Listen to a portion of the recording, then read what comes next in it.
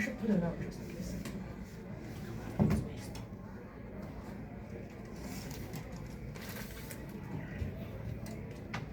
Alright. One more thing.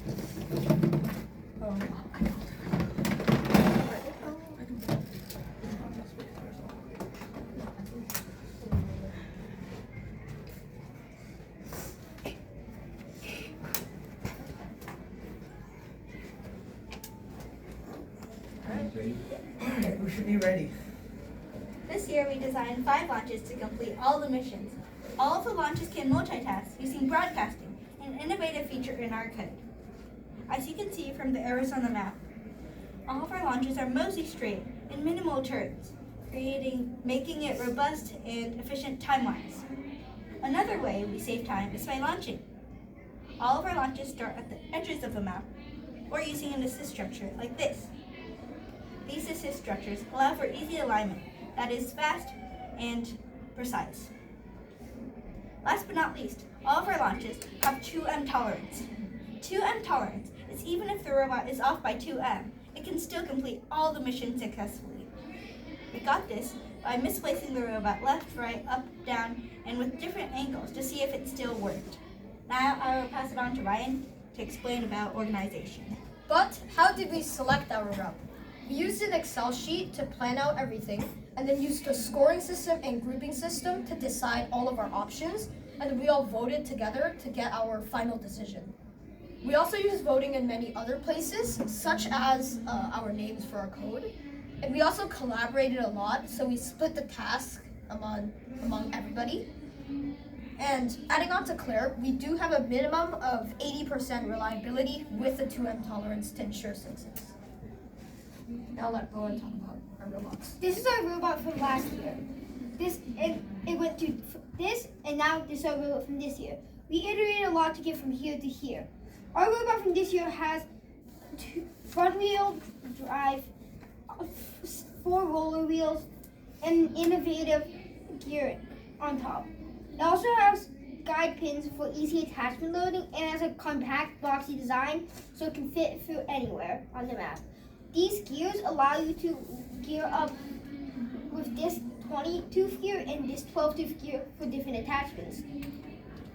But the most important part of our robot this year is our wheels.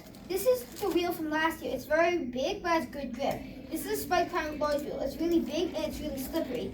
But this is the Vespa wheel. This is our wheel from this year. It's small and it also has good traction. We iterated our robot many times this year. Now I'll pass the ball to Mason.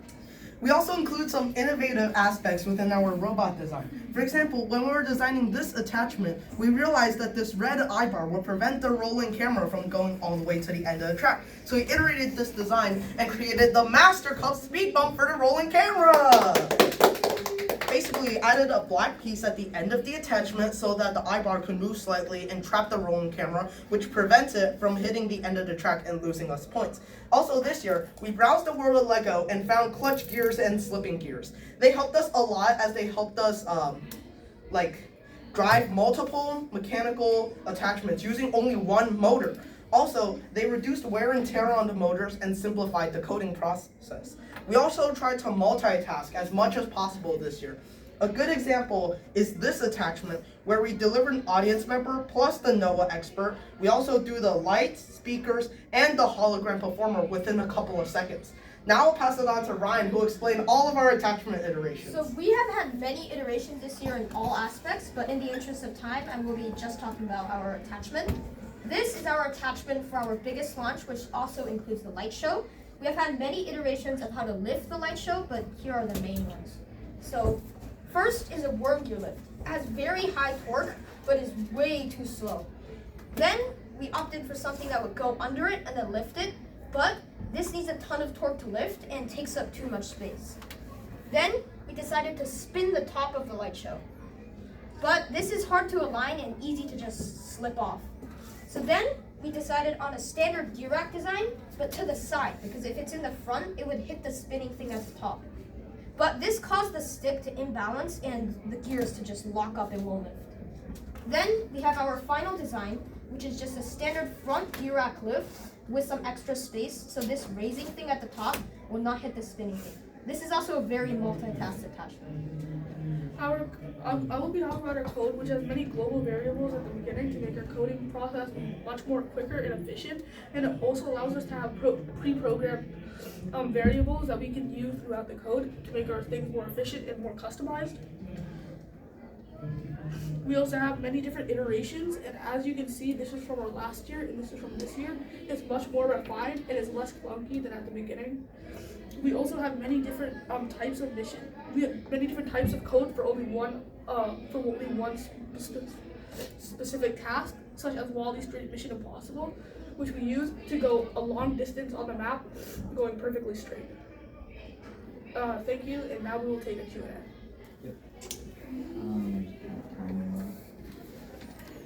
So do a few of you want to share like your favorite things about your robot? So my favorite thing about the robot this year is that it's kind of orangey and yellow and white. So it kind of resembles a team mascot in a way. So I think my favorite design feature is probably our alignment pegs. So I don't know if you noticed, but they're actually asymmetrical and the hub is also asymmetrical. This is so that when we put on an attachment, it can't go on backwards. Because the alignment pegs are asymmetrical, they just won't go on. They'll only go on one specific way and are pretty tight and easy to remove, easy to go on. You can try it if you want. This actually makes it so that we don't accidentally put on the attachment backwards, because that would not be fun. That's lovely. What did you try and it didn't work, so you tried something else? So I think we tried back wheel design and casters. Last year we did the same thing, but we found that turning was near impossible and it was super resistive and swinging. Then we found that this caster, when weight is applied, it doesn't spin anymore. So it's essentially just a hard rock grinding on the ground when it's spinning. So then we opted for a front wheel design so that it would reduce swing, right? Because we're turning from the back, now it's in the front. And we use these smoother roller wheels so that turning wouldn't be like just a rock on the ground. What was the reason of using smaller wheels? Oh, big wheels like this just don't fit inside the robot. We wanted to make our robot as small as possible so that it can fit. So we use smaller wheels to go closer to the robot. So adding on to Ryan, we also included these wheels on the front because one of our attachments right there has a very heavy front load and would cause like tipping like this. So we added these wheels so that when the front load is heavy, these wheels would share some of the pressure and the robot would still keep going on smoothly. So what do you think your biggest design challenge was? I think our biggest design challenge is probably just overall making the robot smaller, because if you look at the size comparison, we shrink so much, but if you look at it, everything's super packed together. We had to come up with different design features, such as our front and small wheel design, our roller wheel, and our color sensor design, which is nicely put here. So what type of sensors did you use? So you mentioned a color sensor. So this year we used 2 color sensors so we could T-align and line follow easier. We didn't use 4 sensors or distance sensors because none of our attachments needed them, and 2 color sensors would be more useful. So like aligning to black lines so that increased reliability. So what? Okay.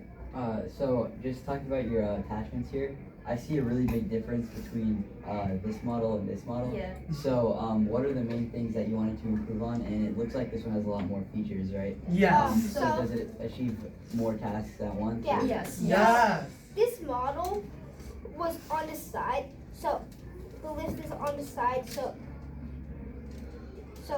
this part doesn't hit. But it was very unreliable because it would jam up because all the power is from one side.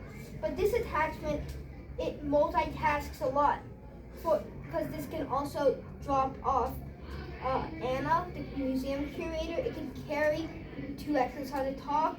It can it has another part which can do the moving camera, and this arm can move the camera to the video thing. It also does the flower. And this is just a prototype.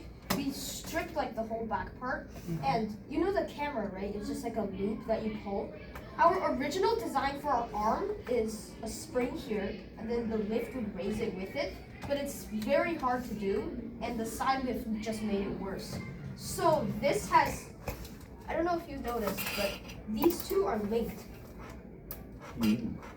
So with 2 motors, you can drive 3 things instead of just 2, because this is linked, and this is a rubber band suspension. So even if it's up, it can turn as much as you want.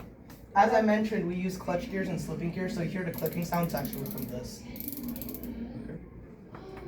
How long would you say that took you? One of our most like time-intensive attachments. Because as you can see, we started with like a really, really basic design, and then we slowly made it more and more compact. And I'm pretty sure this is 4 missions.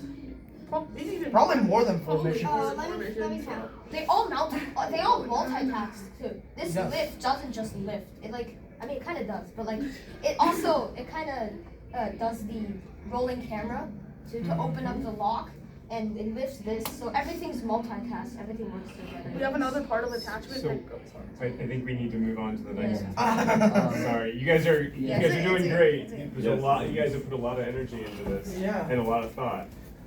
So I think the next one is core values.